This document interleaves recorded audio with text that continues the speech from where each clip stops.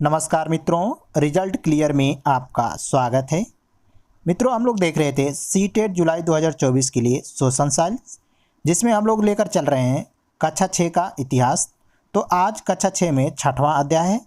अध्याय का नाम है नए प्रश्न नए विचार। तो इस चैप्टर में दिया है मित्रों बुद्ध की कहानी के बारे में। तो चलिए इसको देखते हैं। बौद्ध धर्म के संस्थापक सिद्धार्थ थे, जिन्हें गौतम के नाम से भी जाना जाता है। उनका जन्म लगभग 2500 वर्ष पहले हुआ था। तो बौद्ध धर्म के संस्थापक कौन थे? तो सिद्धार्थ, जिनका नाम क्या था? तो गौतम था, और उनका जन्म 2500 वर्ष पहले हुआ था।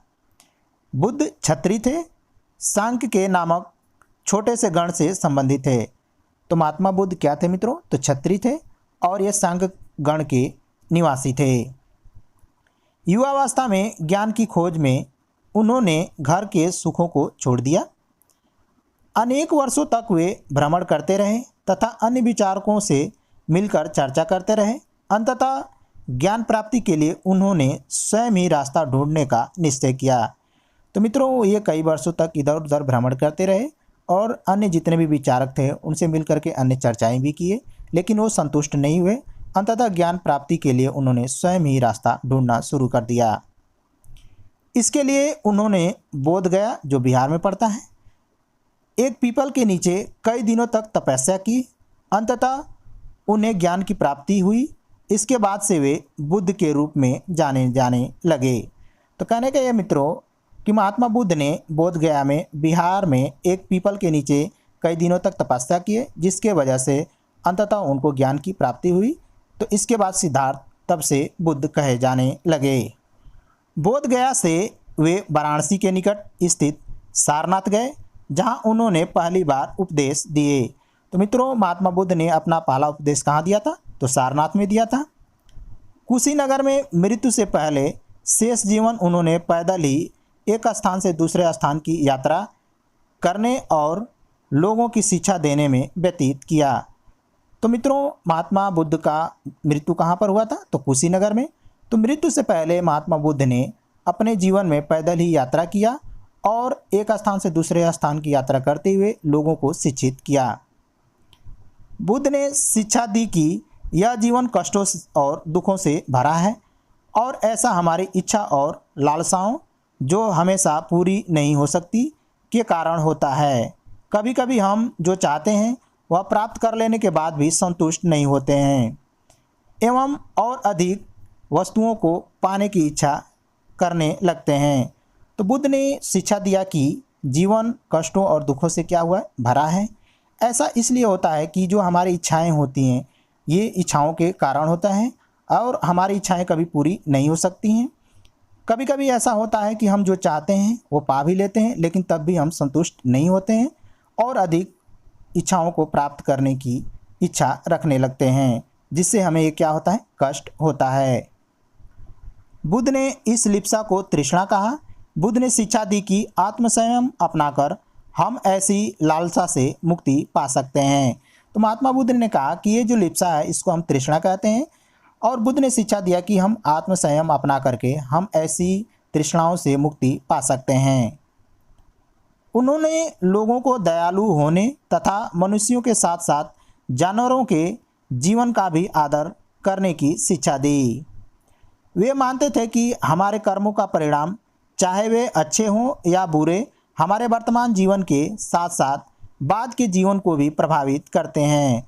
तो उन्होंने कहा मित्रों कि हम जैसा कर्म कर रहे हैं, इसका परिणाम चाहे वो अच्छे हों चाहे बुरे हों, वो हमारे वर्तमान जीवन के साथ साथ बाद के जीवन को भी प्रभावित करते हैं। बुद्ध ने अपनी शिक्षा सामान्य लोगों को प्राकृत भाषा में दी। मित्रों, इसको ध्यान में रखेंगे, ये एनसीईआरटी में दिया हुआ है कि महात्मा बुद्ध ने अपनी शिक्षा किस भाषा में दी थी? तो प्राकृत भाषा में दी थी। अब देखते हैं मित्रों उपनिषद के बारे में। तो उपनिषद का शाब्दिक अर्थ गुरु के समीप बैठना होता है। इसी समय बहुत से दूसरे अन्य चिंतक भी दार्शनिक प्रश्नों का उत्तर ढूंढने का प्रयास कर रहे थे।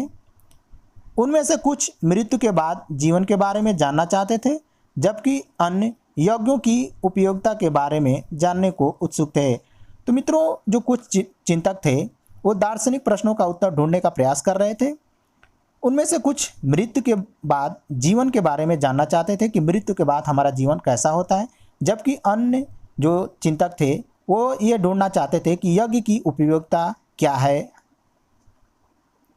इनमें से अधिकांश चिंतकों का मानना था कि इस विश्व में कुछ ऐसा तो है जो अस्थायी है और जो मृत्यु के बाद भी बचा रहता है। उन्होंने इसका वर्णन आत्मा तथा ब्रह्मा अथवा सार्वभौम आत्मा के रूप में किया। उपनिषदों में अध्यापकों और विद्यार्थियों के बीच बातचीत का संकलन किया गया है। इस चर्चा में भाग लेने वाले अधिकांशतः पुरुष, ब्राह्मण तथा राजा होते थे।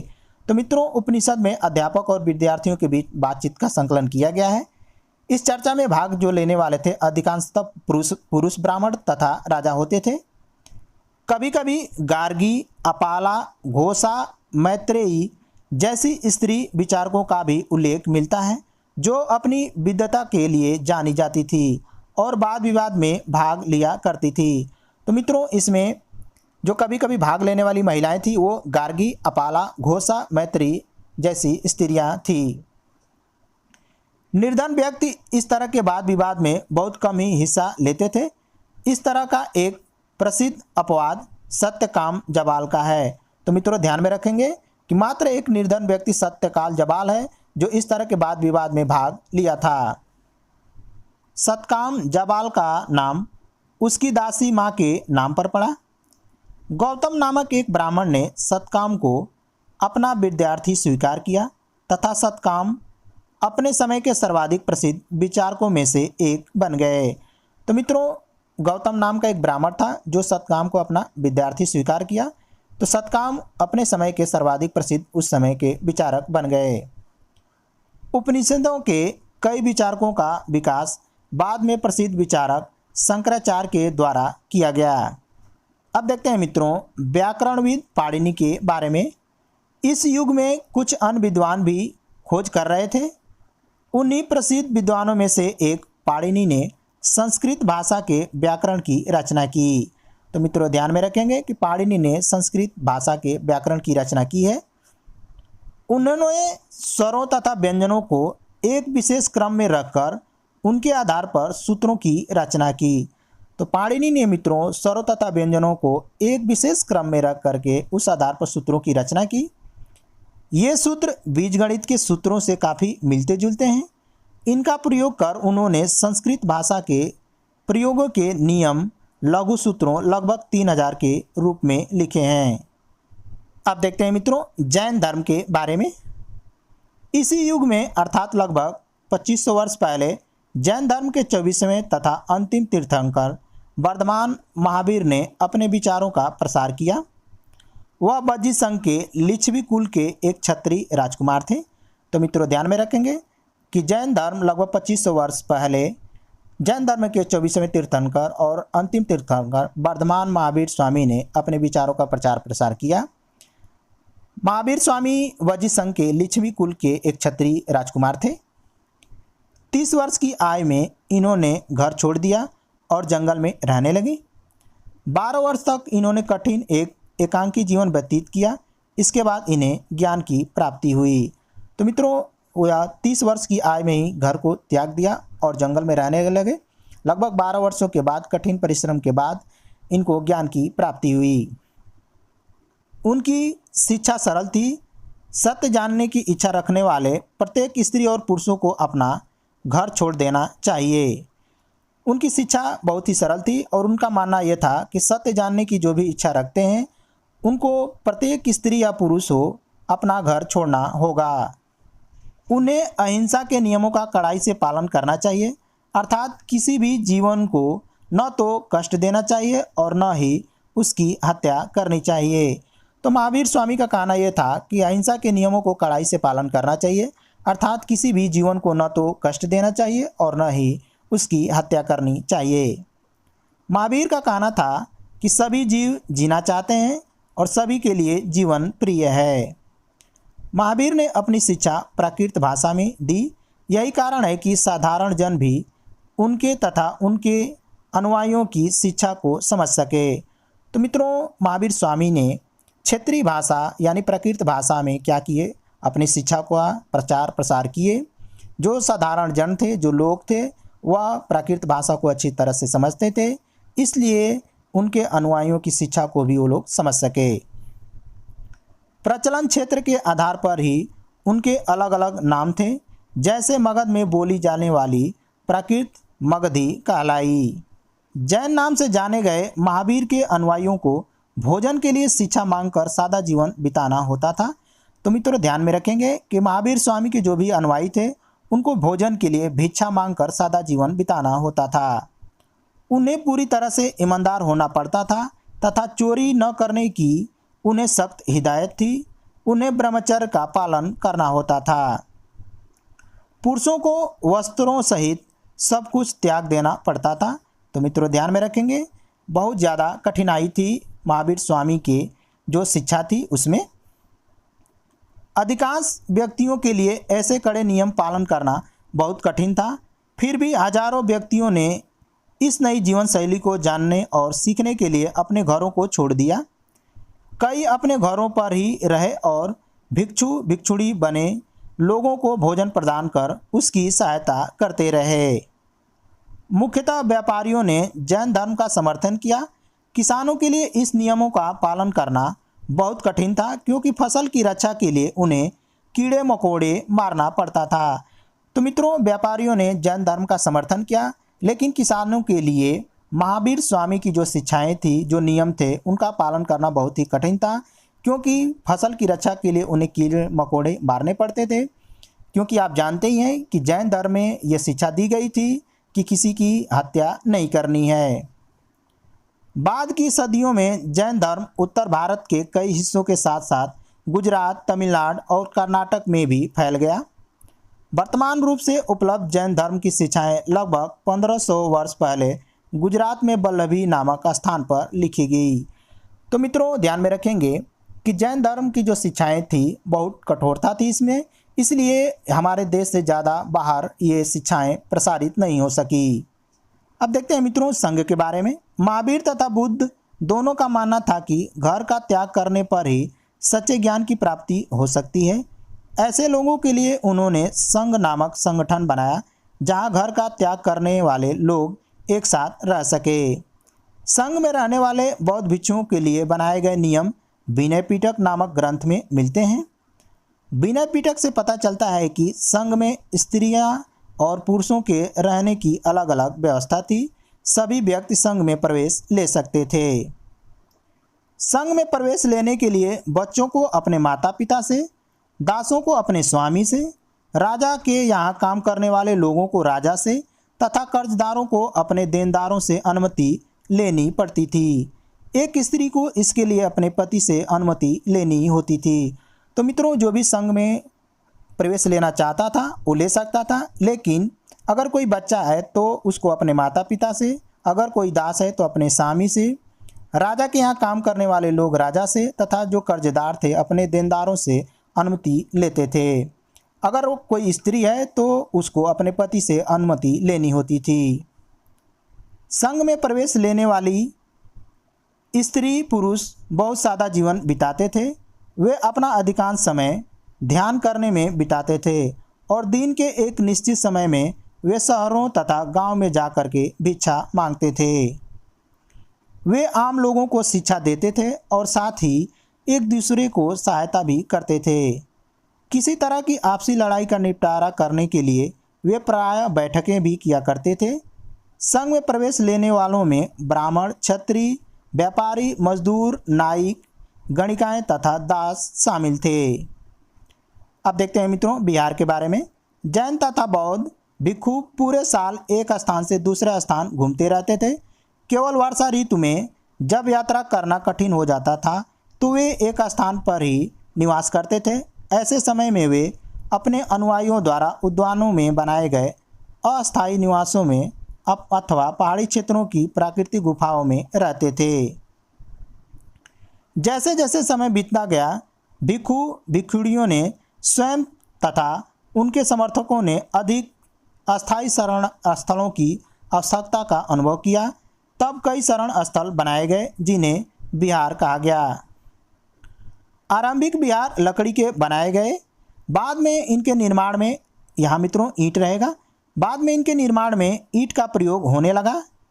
पश्चिमी भारत में विशेषकर कुछ विहार पहाड़ियों को खोदकर बनाए गए। किसी धनी व्यापारी, राजा अथवा भूस्वामी द्वारा दान में दी गई भूमि पर विहार का निर्माण होता था।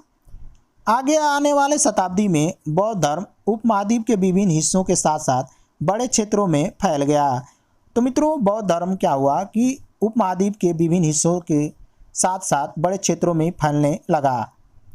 इस समय बौद्ध धर्म की एक नई धारणा महायान का विकास हुआ।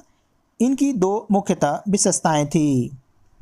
तो इसमें मित्रों पहला विशेषता देखते हैं। पहले मूर्तियों में बुद्ध की उपस्थिति सिर्फ कुछ संकेतों के माध्यम से दर्शाई जाती थी। तो मित्रों, पहले जो बुद्ध की उपस्थिति थी मात्र एक संकेत के माध्यम से दर्शा दिया जाता था। मिसाल के तौर पर उनके निर्माण प्राप्ति को पीपल के पेड़ की मूर्ति द्वारा दर्शाया जाता था, पर अब बुद्ध की प्रतिमाएं बनाई जाने लगी। इनमें से अधिकांश मथुरा में तथा कुछ तक्षशिला में बनाई गई। दूसरा परिवर्तन बोधिसत्व को आस्था में लेकर आया। बोधिसत्व उन्हें कहते हैं जो ज्ञान प्राप्ति के बाद एकांतवास करते हुए ध्यान साधना कर सकते थे, लेकिन ऐसा करने के बजाय वे लोगों को शिक्षा देने और मदद करने के लिए सांसारिक परिवेश में ही रहना ठीक समझने लगे। धीरे धीरे बोधिसत्व की पूजा लोकप्रिय हो गई और पूरे मध्य एशिया, चीन, बाद में कोरिया तथा जापान तक फैल गई। तो मित्रों, दूसरा परिवर्तन ये देखने को मिला कि बोधिसत्व को आस्था में लेकर आया, और बोधिसत्व उन्हें कहते हैं जो ज्ञान प्राप्ति के बाद एकांतवास करते हुए ध्यान साधना कर सकते थे, लेकिन ऐसा करने के बजाय वे लोगों को शिक्षा देने और मदद करने के लिए सांसारिक परिवेश में ही रहना ठीक समझने लगे। धीरे धीरे बोधिसत्व की पूजा लोकप्रिय हो गई और ये पूरे मध्य एशिया, चीन, बाद में कोरिया, जापान तक भी फैल गया। बौद्ध धर्म का प्रसार पश्चिमी और दक्षिणी भारत में हुआ, जहां बौद्ध भिक्षुओं को रहने के लिए पहाड़ों में दर्जनों गुफाएं खोदी गई। बौद्ध धर्म दक्षिण पूर्व की ओर श्रीलंका, म्यांमार, थाईलैंड तथा इंडोनेशिया सहित दक्षिण पूर्वी एशिया के अन्य भागों में फैला। थेरवाद नामक बौद्ध धर्म आरंभिक रूप इन क्षेत्रों में अधिक प्रचलित था। तो मित्रों, बौद्ध धर्म एक सरल भाषा में था, जो कि भारत से बाहर भी इसका प्रचार प्रसार हुआ। जैसे देख सकते हैं, श्रीलंका, म्यांमार, थाईलैंड, इंडोनेशिया सहित दक्षिण पूर्वी एशिया के अन्य भागों में ये सब फैला। अब देखते हैं मित्रों तीर्थयात्रियों के बारे में। चीनी बौद्ध तीर्थयात्री फासियन लगभग 1600 साल पहले भारत आया था। स्वयं तसांग साल पहले भारत आया था और उसके करीब 50 साल बाद इत्सिंग आया।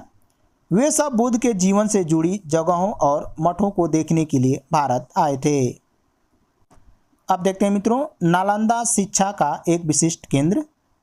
स्वयं तसांग तथा अन्य तीर्थयात्रियों ने उस समय के सबसे प्रसिद्ध बौद्ध विद्या केंद्र नालंदा में अध्ययन किया। विभिन्न शहरों से विद्वान लोग अपनी शंकाएं दूर करने के लिए यहाँ आते थे। तो मित्रों, उस समय नालंदा जो था बौद्ध धर्म के लिए शिक्षा का एक प्रसिद्ध केंद्र था। इसी नालंदा में स्वयं तसांग भी आया था और विभिन्न शहरों के जो विद्वान लोग थे अपनी शंकाएं दूर करने के लिए इस नालंदा में शिक्षा प्रदान करने के लिए आते थे। अब देखते हैं मित्रों जीवन के चरण यानी आश्रमों के बारे में। आश्रम का तात्पर्य जीवन के एक चरण से है। ब्रह्मचर्य, गृहस्थ, वानप्रस्थ तथा संन्यास नामक 4 आश्रमों की व्यवस्था थी। ब्रह्मचर्य के अंतर्गत ब्राह्मण, क्षत्रिय, वैश्य से यह अपेक्षा की जाती थी कि इन चरण के दौरान वे सदा जीवन बिताकर वेदों का अध्ययन करेंगे। गृहस्थ आश्रम के अंतर्गत उन्हें विवाह कर एक गृहस्थ के रूप में रहना होता था। वानप्रस्थ के अंतर्गत उन्हें जंगल में रहकर साधना करनी थी। अंततः उन्हें सब कुछ त्याग कर सन्यासी बन जाना था। तो मित्रों इन सभी आश्रमों में सबसे महत्वपूर्ण आश्रम गृहस्थ आश्रम को माना गया है। अब देखते हैं मित्रों षड दर्शन के बारे में, अर्थात 6 दर्शन के बारे में। तो पहला दर्शन है वैशेषिक दर्शन, दूसरा है न्याय, तीसरा है सांख्य, चौथा है योग दर्शन, 5वां है पूर्व मीमांसा दर्शन और 6ठा है उत्तर मीमांसा दर्शन। तो इन 6 दर्शनों की स्थापना कौन कौन की है उसको देख लेते हैं मित्रों। तो वैशेषिक दर्शन की स्थापना ऋषि कणद ने किया है। न्याय दर्शन के संस्थापक गौतम हैं। सांख्य दर्शन के संस्थापक कपिल हैं। योग दर्शन के संस्थापक पतंजलि हैं। पूर्व मीमांसा के संस्थापक जैमिनी हैं, जबकि उत्तरी मीमांसा के संस्थापक व्यास हैं। तो ये तो मित्रों थे हमारे सीटेट से संबंधित। मिलते हैं अगले वीडियो में, तब तक के लिए नमस्कार।